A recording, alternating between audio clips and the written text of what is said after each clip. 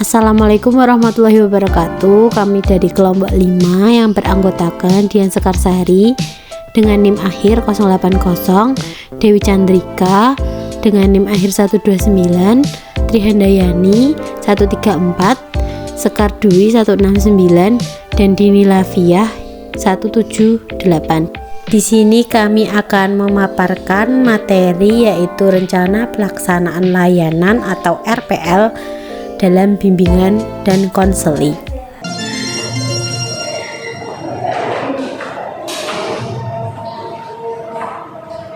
Selamat siang. Selamat siang. Oke, kita mulai ya. Assalamualaikum warahmatullahi wabarakatuh. Waalaikumsalam warahmatullahi wabarakatuh. Gimana kabar kalian semua, sehat? Alhamdulillah. Gimana hari ini? Apakah kalian merasa senang, sedih, atau kesel, atau yang lain? Senang sih. Untuk kegiatan kali ini, pertama-tama kita mau melakukan tes sedikit nih buat kalian agar kalian merasa semangat lagi, karena kan hari ini cuaca panas banget ya di luar. Silakan berdiri. Oke, di sini saya mendampingi Sekar. Sekarang saya mau mulai speaking ya. Silakan berdiri semua. Nah, aturan mainnya yaitu bertepuk tangan. Di mana pagi itu 1, ini kalau siang itu 2, ini kalau malam bus gitu ya. Oke, kita mulai. Ya, pagi, siang, malam, siang, pagi. Oke, harus kompak sekali lagi.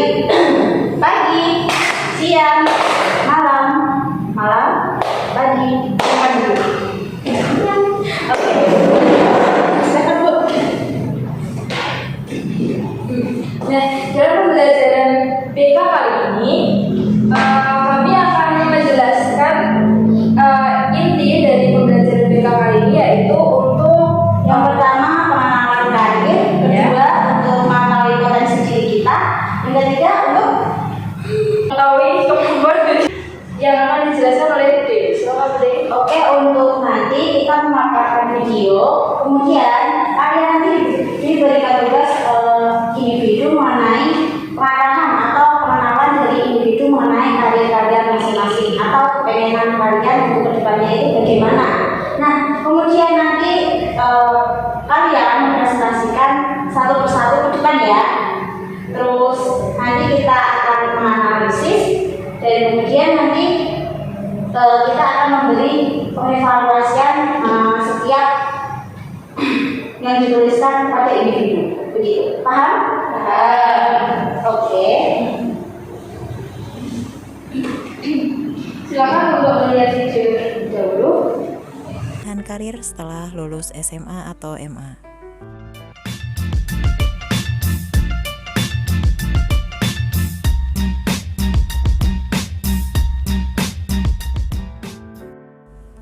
Setelah lulus dari SMA atau MA, secara garis besar ada 4 alternatif pilihan karir, diantaranya yaitu yang pertama, melanjutkan studi ke jenjang perguruan tinggi, kemudian yang kedua, mengikuti kursus atau pelatihan, yang ketiga, memasuki dunia kerja, dan yang keempat, memasuki kehidupan berkeluarga.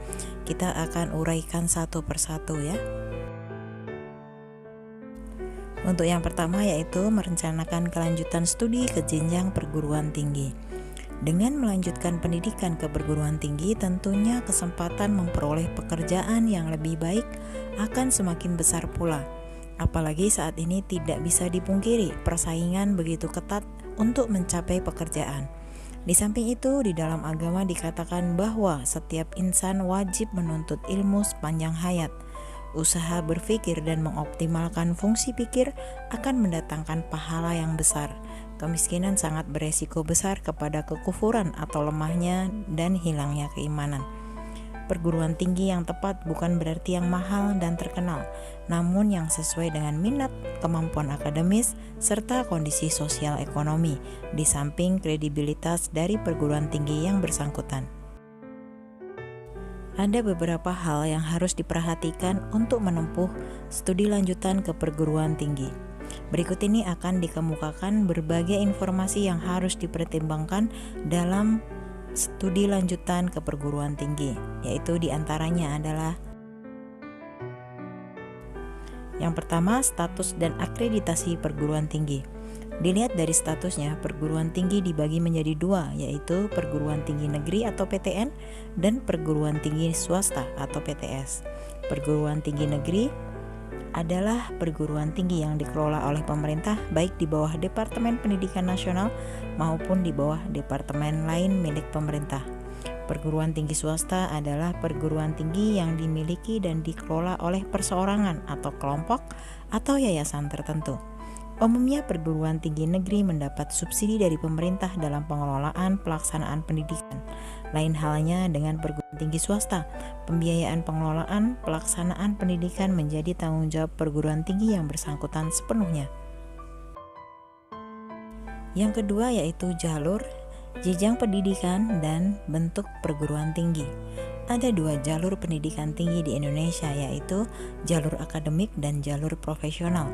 Jalur akademik atau yang biasa disebut jenjang sarjana atau S1 lebih menekankan pada penguasaan ilmu pengetahuan serta pengembangannya.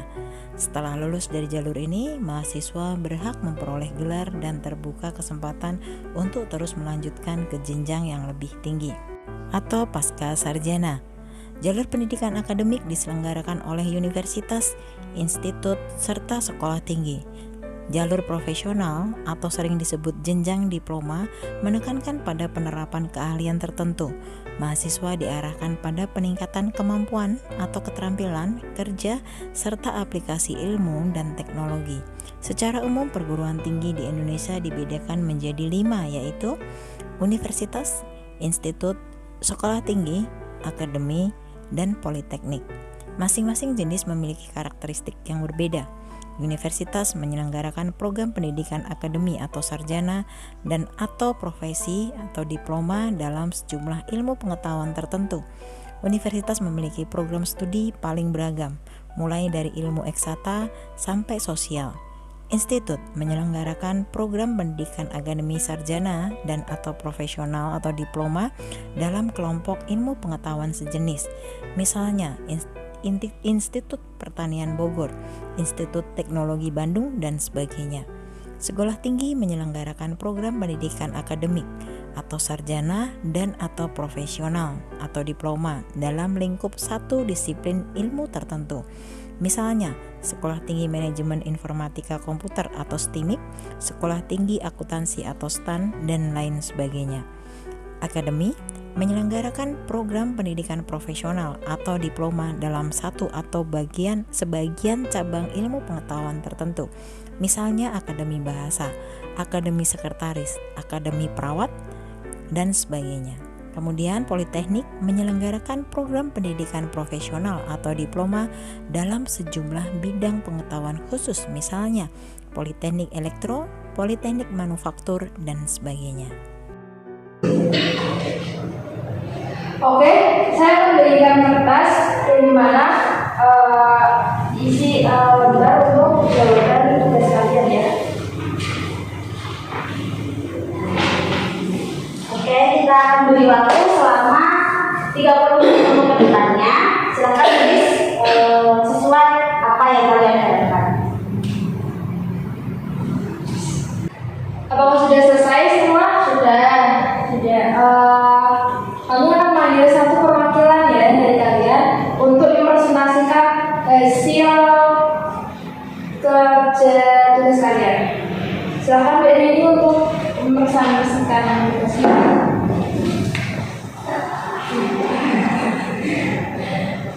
Sebelumnya perkenalan, nama saya Nini. Nah, di sini menurut diri saya sendiri, profesi yang cocok dengan saya yaitu menjadi guru seni. Karena saya memiliki bakat dari kecil dan juga minat dalam menggambar. Oke, dari Mbak Dini, saya mau tanya. Menurut Mbak Dini itu, ini Mbak siapa? Tri. Oh, Mbak Tri.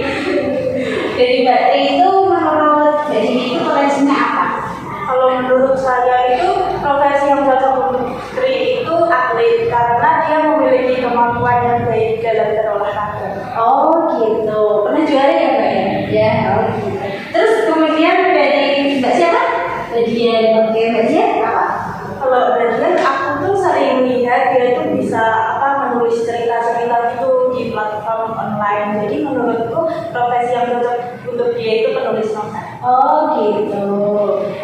Silakan duduk.